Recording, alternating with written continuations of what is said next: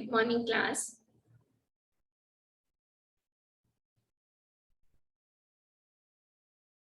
हम लोग section number 2 start कर रहे हैं, reduction of equation of motion to wave equation. इसका थोड़ा सा बच्चे फर्स्ट पेज थोड़ा सा लाइट है, बाकी आगे आपको नोट्स अच्छे से मिलेंगे, डोंट वरी। तो हम लोग पहला टॉपिक करने जा रहे हैं, reduction of equation of motion to wave equation. We know that equation of motion is given by lambda plus mu del into del dot u plus mu del square u is equal to rho curly 2u by curly t2। ये आपने जो है mechanics of solids में भी पढ़ी है, ये equation वहीं से आई है कि इक्वेशन ऑफ मोशन हम लोगों के पास ही होती है।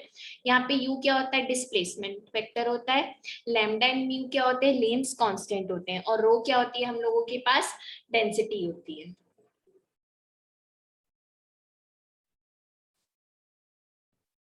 नेक्स्ट क्या है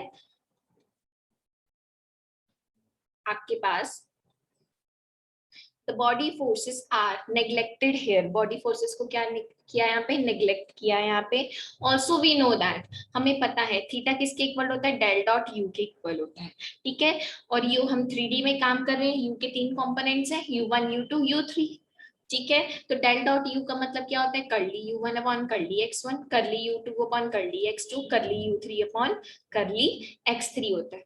और करली u1 अपॉन करली x1 को हम क्या नाम देते हैं, e11। ऐसे ही करली u2 अपॉन करली x2 को हम क्या देते हैं, e22। इसी तरह से करली u3 अपॉन करली x3 क्या हो गया, e33, ठीक है। तो ये e11 e22 e33 ये सब क्या है हम लोगों के पास, स्ट्रेन कंपोनेंट्स है, लॉन्गिट्यूडनल स्ट्रेन कंपोनेंट्स है along the direction of x1, x2, x3 respectively. यानी कि ये जो E11, E22, E33 ये फिक्स्ड है, ये क्या है, स्ट्रेन कंपोनेंट्स हैं along the axis x1, x2 and x3 respectively.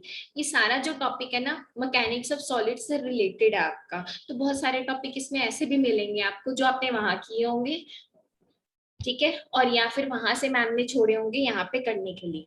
Theta को क्या बोलते हैं हम, क्यूबिकल डायलेटेशन। थीटा को हम क्या बोलते हैं, क्यूबिकल डायलेटेशन। क्यूबिकल डायलेटेशन का मतलब क्या, change in volume per unit volume, ठीक है। आगे हम लोगों को ये भी पता, we know that del square A को आप क्या लिख सकते हो, del del dot A minus del cross A. और अगर ऐसे ही मुझे डेल स्क्वायर यू निकालना है तो मैं क्या करूंगी, जहां जहां ए है वहां वहां मैं यू को रिप्लेस कर दूंगी।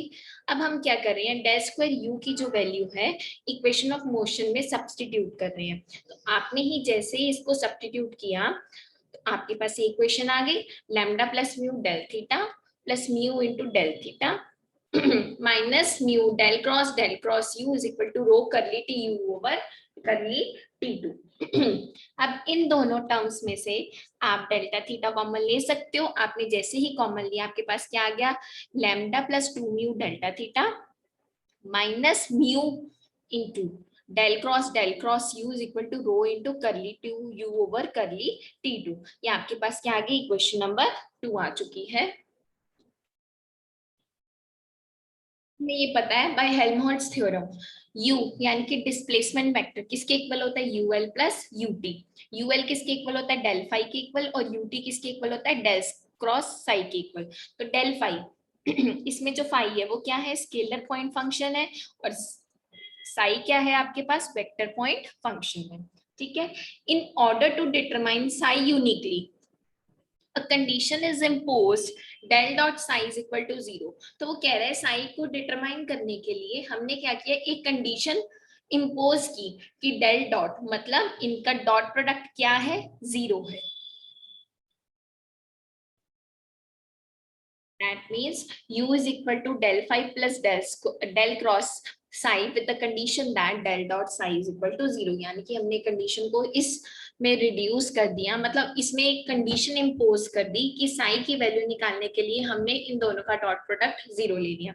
ऑल्सो हमें ये भी पता है कि डेल क्रॉस डेल फाई क्या होता है, 0 होता है। डेल क्रॉस डेल फाई क्या होता है, 0 होता है। और डेल फाई है क्या आपके पास, यूएल है आपके पास, आपने आपको बताया, आपको ऑलरेडी बताया था ना। यानी कि इसका मतलब क्या है, जो यूएल है वो क्या है, रोटेशन फ्री वेक्टर है। क्रॉस क्या शो करती है आपको, रोटेशन शो करती है। यानी कि डेल क्रॉस यूएल क्या हो गया, ये जीरो दे रहा है, इसका ये जीरो देने का मतलब क्या है, ये क्या है आपके पास रोटेशन फ्री वेक्टर है जो यूएल है। उसके बाद आपके पास देखो क्या है डेल डॉट डेल क्रॉस आई भी जीरो होता है, डेल डॉट डेल क्रॉस आई भी जीरो होता है, और डेल क्रॉस आई को आपने क्या डिफाइन किया, यूटी। यानी कि डेल डॉट यूटी क्या हो गया, जीरो हो गया। डेल डॉट यूटी क्या हो गया, जीरो हो गया। इसका मतलब इस डॉट ने, डॉट क्या शो करता है, डाइवर्जेंस, क्रॉस क्या शो करता है, रोटेशन। यानी कि ये जो यूटी है ये क्या है, डाइवर्जेंस फ्री वेक्टर है।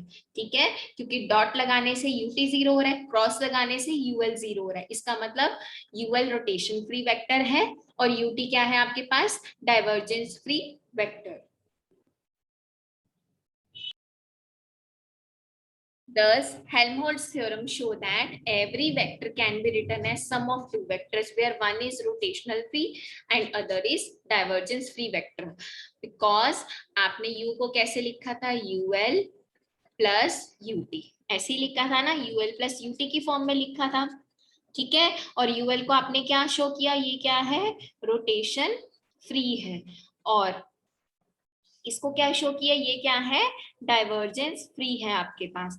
तो इसका मतलब हेल्महोल्ट्ज थ्योरम क्या कहती है, जो यू है यानी कि डिस्प्लेसमेंट जो वेक्टर है उसको आप कैसे लिख सकते हो, sum of rotational free vector and divergence free vector.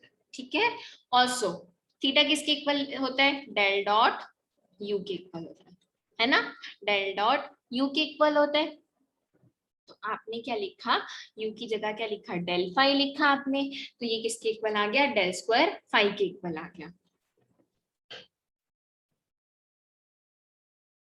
बच्चे जो आपके पास यू आपने लिखा था del phi plus del cross psi, यही लिखा था आपने। आपने क्या किया, दोनों तरफ क्रॉस प्रोडक्ट ले लिया, यानी कि del cross u, del cross del phi, del cross psi, यही हो गया। लेकिन आपको पता है ये टर्म क्या होती है, ये जीरो होती है, तो आपके पास ये रह गया। ठीक है, अगेन जहां पे इक्वेशन में आपने डेल स्क्वायर यू की वैल्यू निकाली थी, वहां से आपने वहां पे एक टर्म में डेल क्रॉस वाली टर्म आ रही थी ना, तो वही सेम टर्म से आप इसकी वैल्यू निकाल सकते हो। यू की जगह किसको रिप्लेस कर दो, साई को रिप्लेस कर दो, तो वहां से आपके पास ये वैल्यू आ जाएगी। ऑल्सो हमें ये भी पता है कि डेल डॉट साई क्या है, जीरो है, क्योंकि साई क्या है, डाइवर्जेंस फ्री है, तो ये डॉट प्रोडक्ट के साथ जीरो हो जाएगा, तो बचेगा क्या, ये बचेगा। यानी कि del cross u is equal to minus del del square sine. अब आप क्या कर रहे हो, इन इक्वेशंस को, इन सभी वैल्यूज को क्या कर रहे हो, इक्वेशन नंबर 2 में पुट कर रहे हो। हम लोगों के पास क्या मिला, यहाँ पे आपके पास क्या था, डेल डेल यू था ना आपके पास यहाँ पे, तो यहाँ पे आपके पास क्या आ गया, लेमडा प्लस 2 म्यू, आपने यहाँ वैल्यू रख दी। ठीक है, ये सारी वैल्यूज पुट करके आप लोग जो है इस इक्वेशन तक आ जाएंगे। तो जैसे ही आपने वैल्यूज पुट की, आप लोग यहाँ तक आ गए। फिर आपने क्या किया, डेल जिसमें से कॉमन आता था आपने कॉमन लिया, यानी कि एक ये वाली टर्म है और एक ये वाली टर्म है, यहाँ से आपने डेल कॉमन लिया, आपके पास क्या आएगा, lambda plus 2 mu del square five, और ये वाली टर्म इधर आके माइनस हो जाएगी, क्या बचेगा, rho into curly two five over curly t two. बाकी डेल क्रॉस वाली टर्म हमने अलग कर दी। ठीक है, यहाँ तक आपकी क्वेश्चन नंबर 4 आ गई। ये ब्रैकेट वाला करने की जरूरत नहीं है, आगे चलते हैं हम लोग। जो आपकी क्वेश्चन नंबर 4 है वो क्या है, सम ऑफ टू टर्म्स है। अब वो सम ऑफ टू टर्म्स को हम आइडेंटिकली कैसे सेटिस्फाई कर सकते हैं, अगर दोनों क्या हो, सेपरेटली इक्वल्स टू जीरो हो जाए। तो सेपरेटली इक्वल्स टू जीरो हमने रख दिया इसको। जब ये वाली इक्वेशन से हमने डेल स्क्वायर फाइव की वैल्यू निकाली, तो हम लोगों के पास क्या आ गई, rho upon lambda plus 2 mu curly two five over curly t two. और जब हमने यहाँ से वैल्यू निकाली इसकी, अभी बताती हूँ, ये नेक्स्ट इसमें दिया हुआ है। चलो फिलहाल यहाँ तक आ जाओ। यहाँ पे इसको हमने rho upon lambda plus 2 mu को क्या पुट कर दिया, 1 अपॉन अल्फा स्क्वायर, फिर अल्फा स्क्वायर क्या है आपके पास, lambda plus 2 mu upon rho, यानी कि del square five is equal to 1 upon alpha square curly two five over curly t two. और इस टाइप की इक्वेशन को हम क्या बोलते हैं, वेव इक्वेशन, है ना। यहाँ पे सी स्क्वायर होता है तो हम क्या कहते हैं, विद द वेलोसिटी सी, यहाँ पे क्या विद द वेलोसिटी अल्फा। जब आप सेकेंड इक्वेशन को पुट करोगे जीरो के इक्वल, तो आपके पास डेल स्क्वायर साई की वैल्यू आ जाएगी।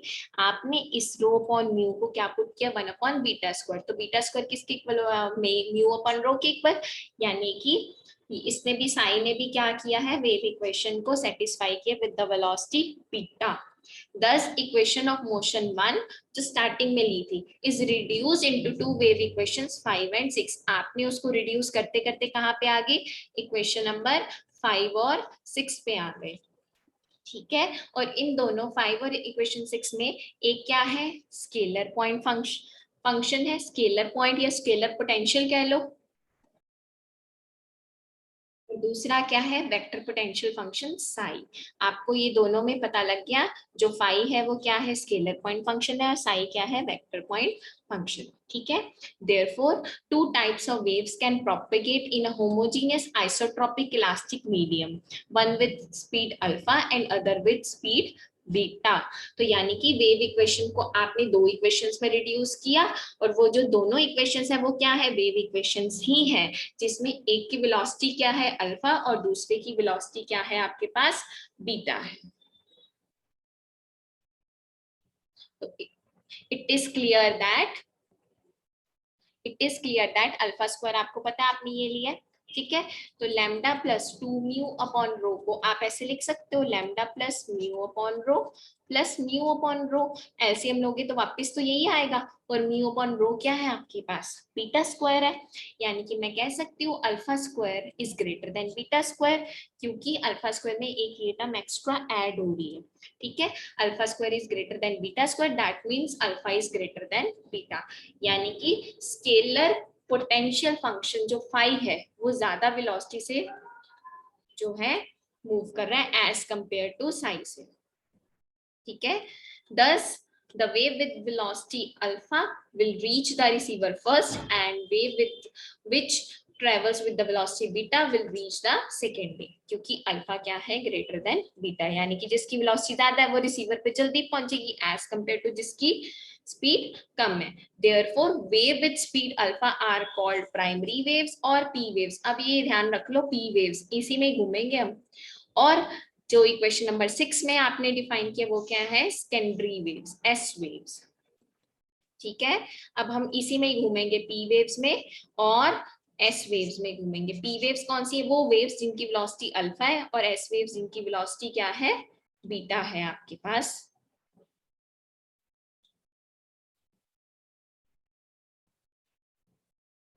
ठीक है, तो आपका जो है ये फर्स्ट टॉपिक यहीं खत्म होता है। नेक्स्ट टॉपिक हम नेक्स्ट लेक्चर में कंटिन्यू करेंगे। थैंक यू सो मच बच्चा।